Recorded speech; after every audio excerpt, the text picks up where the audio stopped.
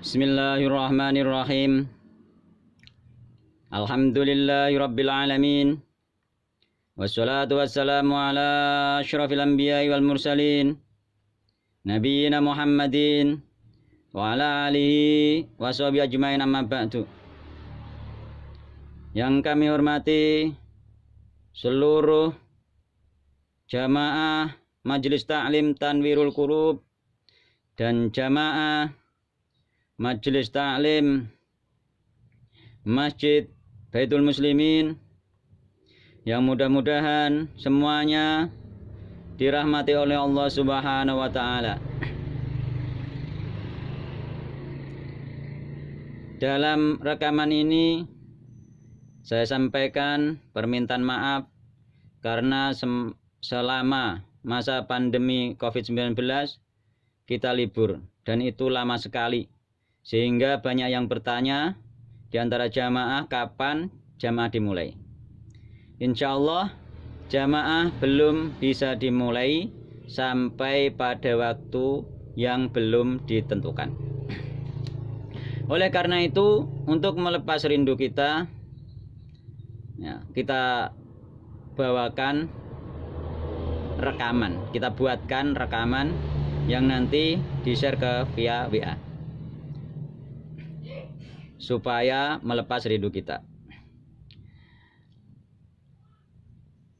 Oleh karena ini yang pertama kita mulai lewat rekaman, maka dari itu yang akan kami bahas adalah tujuan kita diciptakan oleh Allah Subhanahu wa Ta'ala, yakni sesuai firman Allah Subhanahu wa Ta'ala dalam surat Adz-Dzariyat ayat 56 yang berbunyi, A'udzubillahi minasyaitonirrajim, wa ma khalaqtul jinna wal insa illa liya'budun. Dan tidaklah aku Allah Subhanahu wa Ta'ala menciptakan golongan jin dan menciptakan golongan manusia kecuali untuk beribadah kepadaku semata. Jadi dari ayat ini dapat kita pahami, yakni tujuan utama, tujuan awal kita diciptakan oleh Allah Subhanahu wa Ta'ala adalah hanya untuk beribadah saja. Hanya untuk beribadah saja. Itu yang perlu diingat. Sehingga mafhumnya sedetik saja atau sedetik saja kita, apalagi sehari dua hari, sebulan dua bulan ya, sedetik saja kita palingkan bentuk peribadahan itu kepada selain Allah, itu sudah menyalahi tujuan kita diciptakannya. Sedikit saja, termasuk diantaranya kita berpalingkan ibadah itu riya, pamer. Pamer itu sebenarnya kita memalingkan ibadah yang harus ibadah tadi kita hadapkan kepada Allah semata, kita palingkan kepada orang lain. Inilah namanya pamer, riya. Dan ini termasuk kategori syirik khafi atau syirik asghar. Dan kadang-kadang kita tidak merasa. Kadang-kadang kita tidak merasa padahal kita itu sedang berbuat syirik, yakni syirik asghar, syirik khafi.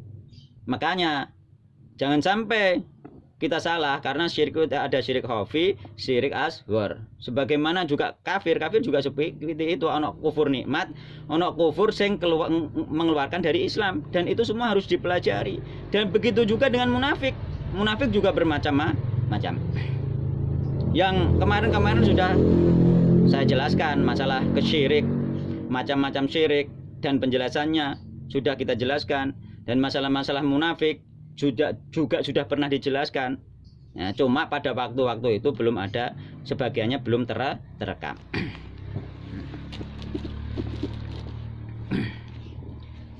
Maka dari itu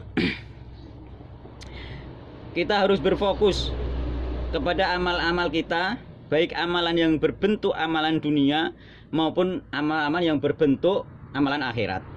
Atau dengan kata lain, dengan bahasanya orang-orang pesantren itu, baik ibadah mahdoh maupun ibadah ghairu mahdoh, ibadah yang murni maupun yang tidak murni.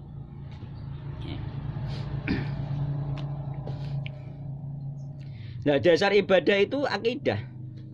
Ya, makanya kita itu memulai belajar pun sebenarnya dari di akidah, tapi jangan dilupakan masalah akhlak. Sehingga akhlak akidahnya bagus, keimanannya bagus, keimanannya kuat, tapi akhlaknya bujat. Nggak boleh.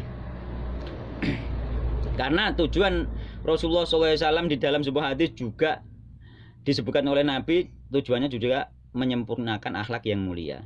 Yaitu innama bu'ithu liutammima makarimal akhlak. Ning riwayat lain piye? Innama bu'ithu liutammima shalihal akhlak. Hanyalah aku, yakni Nabi Muhammad, diutus itu hanya untuk menyempurnakan akhlak yang baik, akhlak yang shalih. Sehingga kita itu janganlah kita itu melihat seseorang itu kita cari kesalahannya saja, enggak boleh. Sebagaimana orang itu kalau mencari kesalahannya orang lain terus, itu padahal orang itu baik misalkan, dan banyak baiknya, misalkan itu sama saja. Kita melihat melihat baju yang putih, misalnya orangnya baik loh ya ini, baju yang putih yang kita lihat itu kotoran yang di baju itu titik kita lihat dan kita kumpulkan. Yang putih yang lainnya tidak kita lihat. Itu namanya menilai orang dengan cara tidak adil. Tidak adil. Sebagaimana kita dulu. Misalkan kita dulu belajar sebelum mengenal sunnah, sebelum mengenal manhaj salaf, sebelum mengenal siapakah Ahlussunnah wal Jamaah itu dan apa kategori Ahlussunnah wal Jamaah itu, ternyata kita dulu pernah belajar kepada kiai-kiai atau ustadz-ustadz atau guru-guru kita di madrasah dulu yang ternyata sebagiannya memang tidak cocok, dan kita tidak boleh mengolok-olok guru kita itu. Karena apa? Ilmu yang sesuai dengan sunnah yang kita sudah dapatkan dari guru tersebut, apabila kita amalkan, guru kita tersebut sebenarnya juga mendapat pahalanya. Karena itu pahala jariah. Nggak boleh.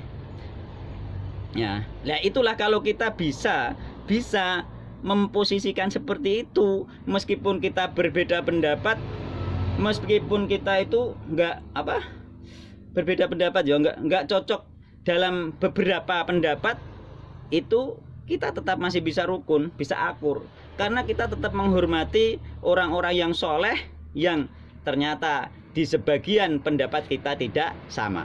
Hal itu sudah biasa di kalangan orang-orang yang berilmu, di kalangan para ulama.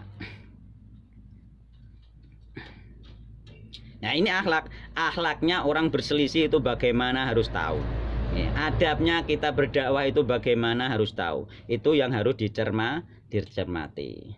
Jangan pokoknya enggak boleh. Ya.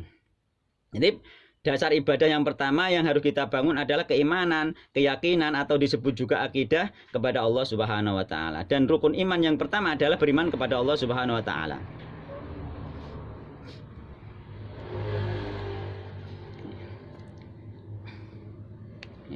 Makanya kita harus sering melihat kajian-kajian atau sering mendengar, melihat, membaca kajian-kajian ilmu-ilmu tentang akhlak, sehingga ketika kita akidahnya bagus, akhlaknya bagus, itulah yang kita cari. Jangan kita itu keluar dengan akidah yang bagus, karena akhlaknya buruk, dilihat orang jadi menyeramkan, orang takut. Kenal sunnah, ibadahnya khusyuk, katakanlah sampai kadang-kadang jidatnya itu hitam, tapi akhlaknya buruk. Ini kan malu-maluin ibadah. Padahal ibadah itu sebenarnya apa? Ibadah itu seperti sholat juga tanha anil fasya wal mungkar, mencegah kemungkaran. Sholat itu. Nah, ini sebenarnya dari akibat apa? Kenapa ada orang yang sholatnya khusyuk sampai jidatnya kadang melepuh, tapi akhlaknya buruk?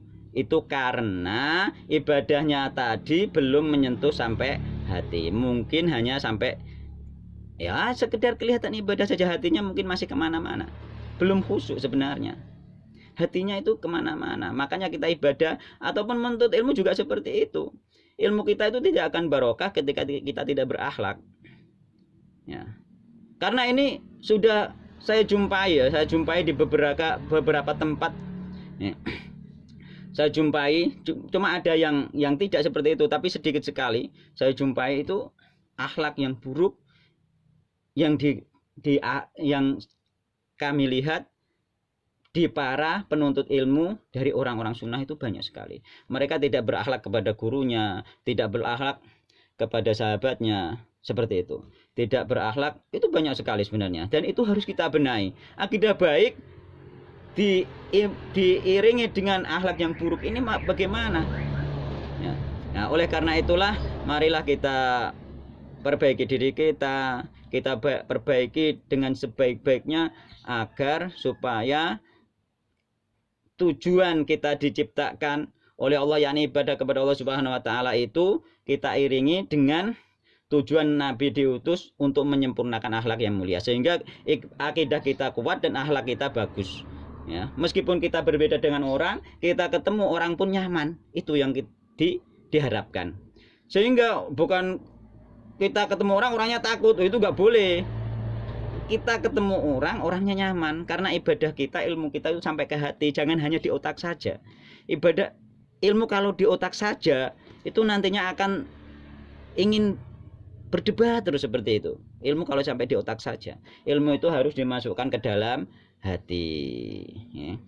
Menyampaikannya pun dari hati ke hati itu bisa diterima. Orang yang berbeda kita, seberapapun perbedaannya, kalau ilmu dan amal itu sampai ke hati, insya Allah tidak menakutkan. Sebagaimana dulu Syekh Mukbil di Yaman,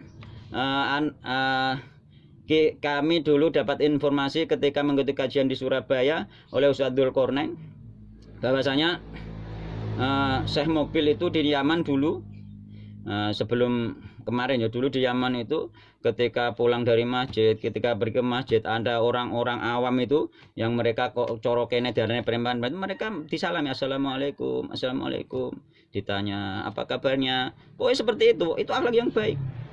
Dan marilah kita kembali ke akhlak yang seperti itu. Ya, cukup sekian mawon ya.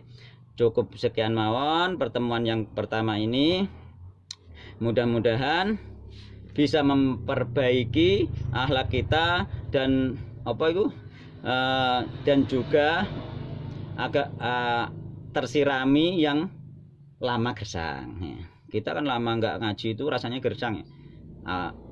Saya sendiri itu merasakan seperti itu. Nggak enak kalau nggak ngaji itu ya. Nggak enak karena sudah bisa seperti itu. Ya, sampun ya. Kula akhiri, subhanakallahumma bihamdik, asyhadu an la ilaha illa anta, astaghfiruka wa atubu ilaik.